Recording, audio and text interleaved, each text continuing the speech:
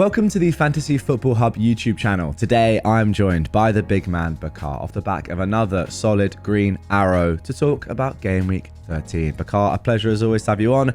Very interesting game week this game week. Hello, Jack, and welcome to all the listeners and viewers. It was an interesting one for sure. I mean, the Salah swing over Haaland has been incredibly fortuitous for people who went there.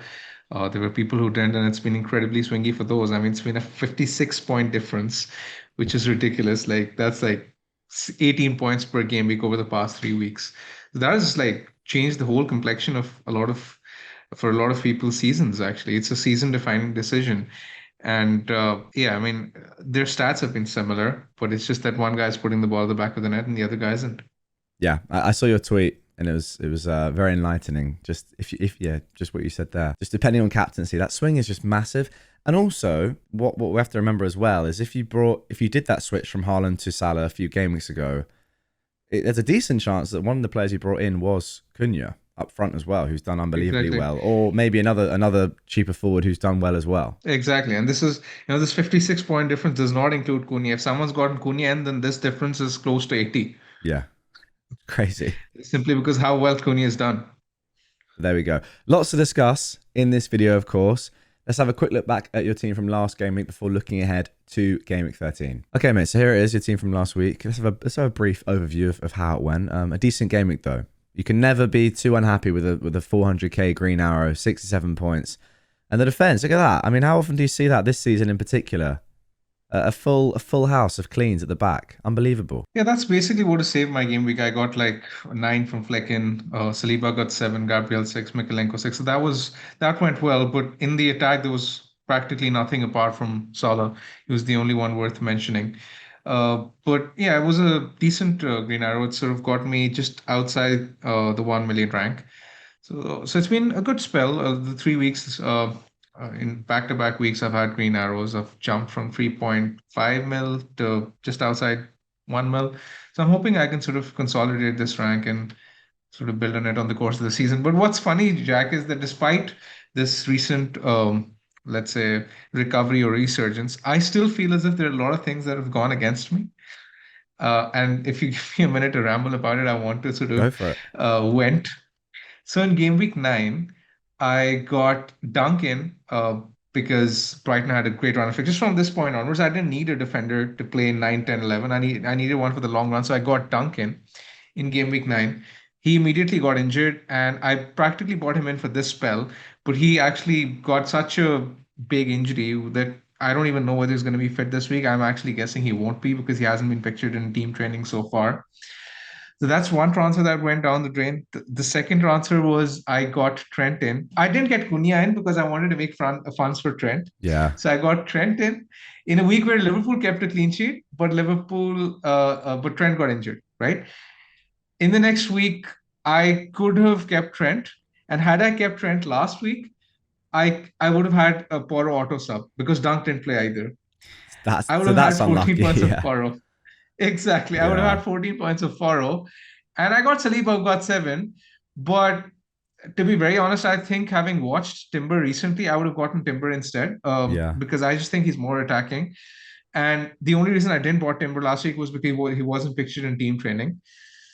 So yeah, he got an assist in the Champions League last night as well, Timber, and obviously very close to scoring. Yeah, he was he was going up in the set pieces as well. So I'm currently not sure whether Saliba sort of worth the extra funds. So I've sort of resigned myself to Timber outscoring Saliba by some margin, and I've sort of made my bed with the Saliba decision because it's not a transfer I'm ever going to reverse. Yeah.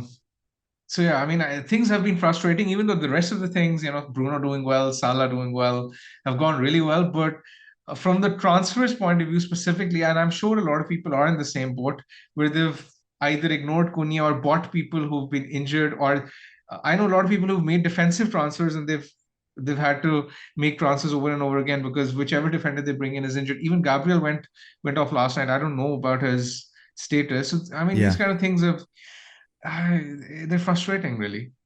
Yeah, it's. I mean, we've sort of been bailed out by Salah over the last 3 weeks, but then it does make you think, like, what if the rest of the team does come together? Then the green arrows could be massive.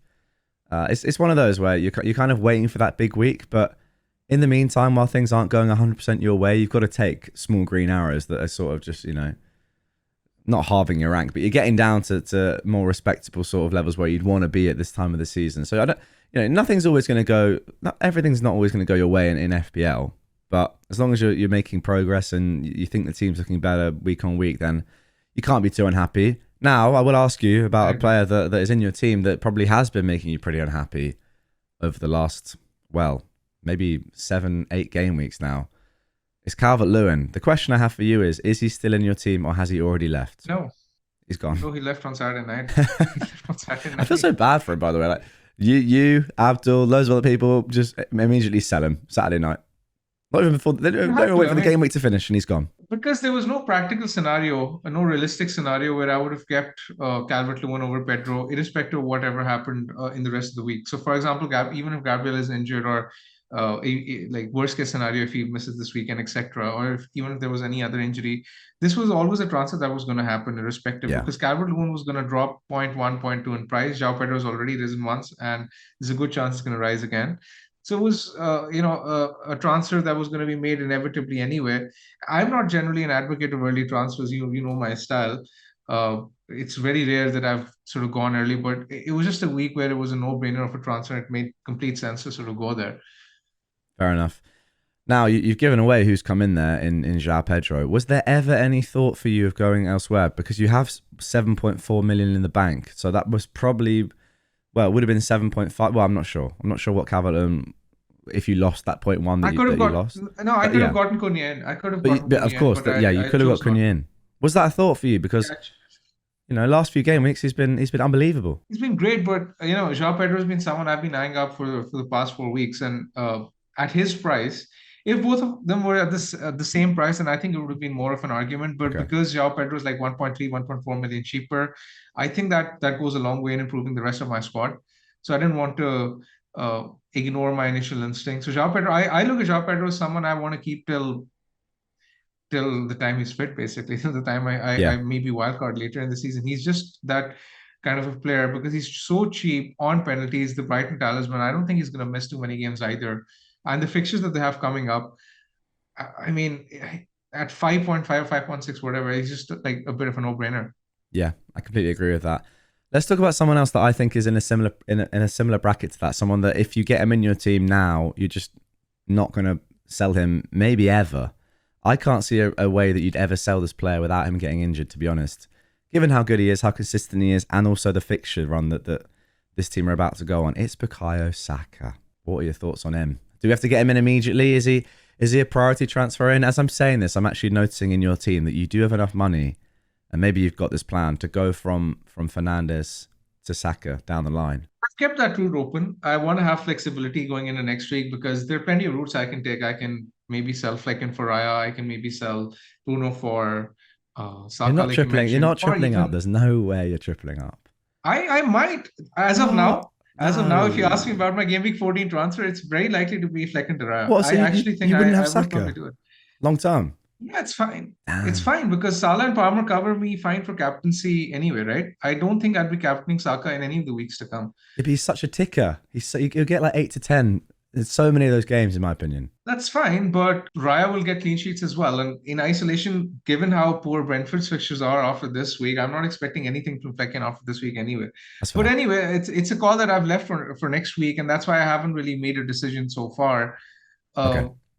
Bruno to Saka might be on because Bruno has 3 bad fixtures. That's true, but it's not because I really want Saka. It's more about the fact that Bruno has like Arsenal, City, and I think it's Forest as well. So 3 fixtures which aren't amazing. So I might sell him. But again, as mentioned last week, I do think that selling Mbomo and Bruno at this point is a bit of a luxury because they are exactly the kind of players I want to own heading into the festive period where there are going to be a lot of fixtures and they're just going to come thick and fast. So I want to wait it out.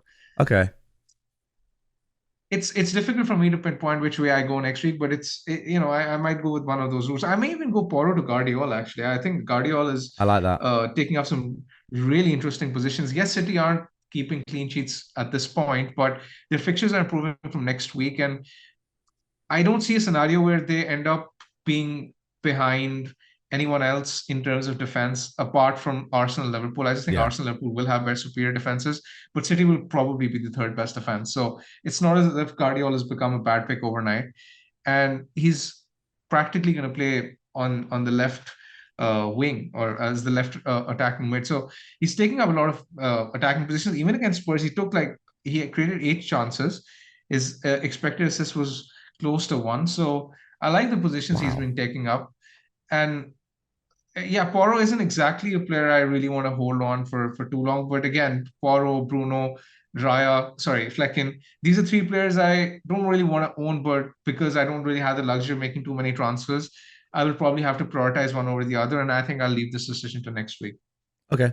Yeah, Gvardiol is an interesting one because yeah, he's been sold by quite a few managers. I think it's like 300,000 plus have sold him this week.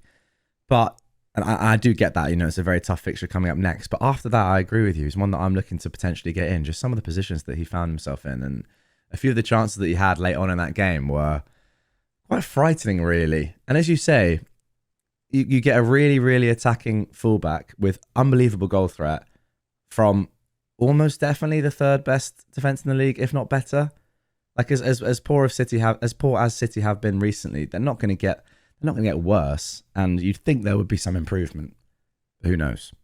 Okay, let's move on to talking about the forward line, because this is one of those where like there are a lot of points going around from forwards at the moment, and it does feel like if you're not on the right 3, or if you've only really got one of the of 3 that are doing super well, you are missing out on hauls each week. What do you think about your other forwards this week, Jimenez and Solanke? I think Jimenez, contrary to popular opinion, a lot of people are actually selling him. He's actually the second most sold forward behind Haaland this week. If you look at the numbers, I was looking I at the sold numbers. him. I sold him He's this sold week. I by. will say he's gone for me. You sold him this week because you had Chris Wood and you didn't have Calvert-Lewin, right? Yes.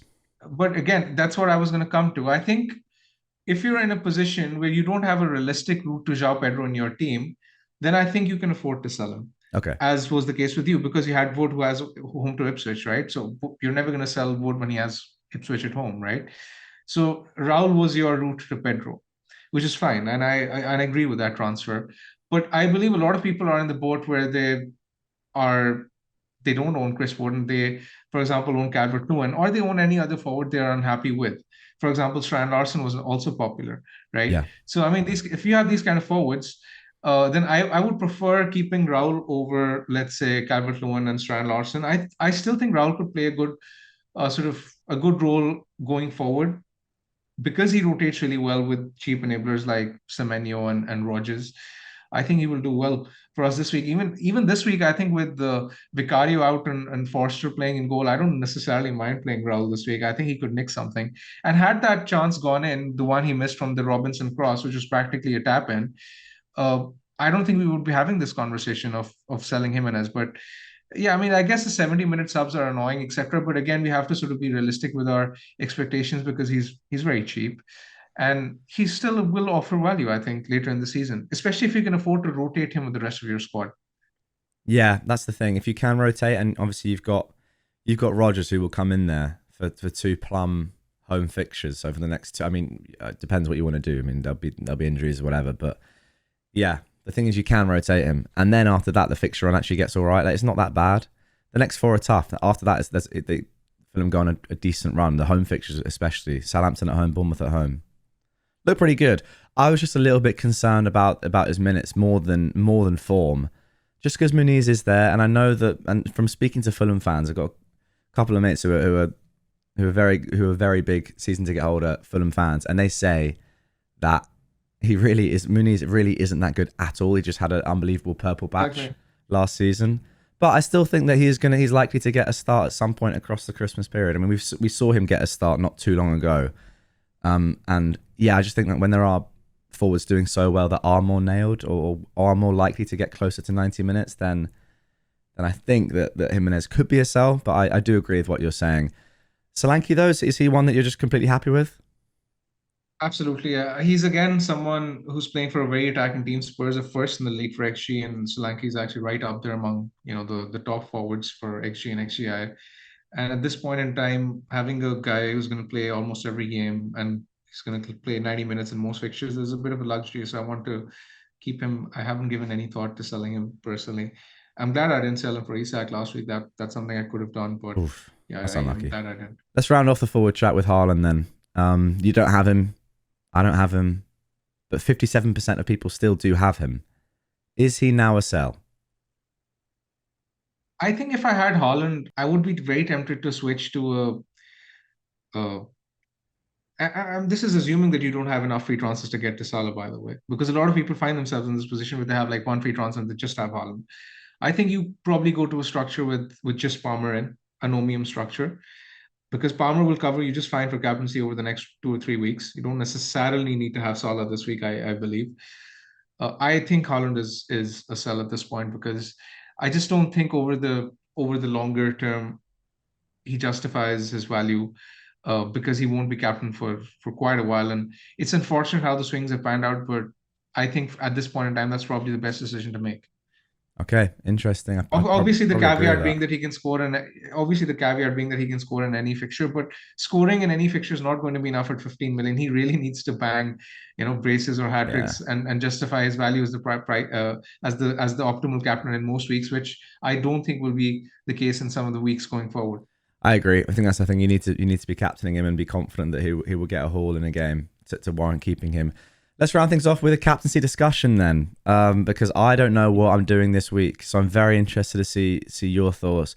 Spoke to Abdul about this in the video yesterday. I think there are probably genuinely 6 or maybe even 7 legitimate captain options this week.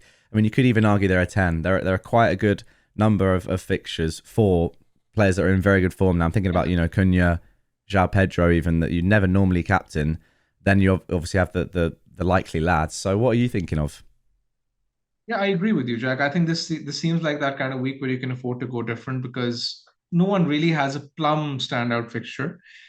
I was having a look at the bookmaker probabilities, and that sort of helped make the decision for me. I'll run you through them. Yeah. I think it's between Mbomo and Palmer for me, but I think Palmer is quite clear. So I'll quote the probabilities to score or assist this game week, game 13. Palmer is 67%, Salah is 60, Mbomo is 62, Fernandez is 53, Saka is 55. So Palmer seems quite clear of the rest of the pack, and I think it's very rare that you see him blank in 2 consecutive games. And I don't like what I've seen of Villa in recent weeks. I think they've been quite leaky defensively, and Chelsea at home generally reliable. So I'm confident that I'll pick Palmer. Well, Villa, who are playing Juventus tonight at the time of recording, the last game they actually won was I think 6 or 7 games ago against Bologna in the Champions League. So they've been on a really poor run of form, and they're obviously going to have the game tonight in their legs on the weekend. Chelsea won't, because I presume we'll play a B team in the Conference League. So yeah, the more I talk to experts like you, the more I'm thinking that actually my sort of previous thinking in the week, where I was pretty confident of going Salah. Jack, I'm leaning more and more towards Palmer. So you don't need to. No. Yeah, but this is the thing, and I'll say this to end the video. I'll say this: people in the comments like that's saying, and I don't even mind ranting, that's saying, "Oh, I'm 60k, I'm better than you." Like, why would I listen to someone who's a million in rank? Play the game for more than one season, guys. The game is. There's a lot of variance and luck in this game, right? Bakar will attest to that. But these guys know what they're doing. They've been doing it for 10 years plus, and they've had consistently good ranks. So just calm is all I'll say. Anyway, Bakar, thank you very much as always for your tips and advice. Pleasure, Jack. Thank Good you luck for next game listening, week. and best luck to everyone. Yeah, best of luck, guys. We'll catch you on the next one.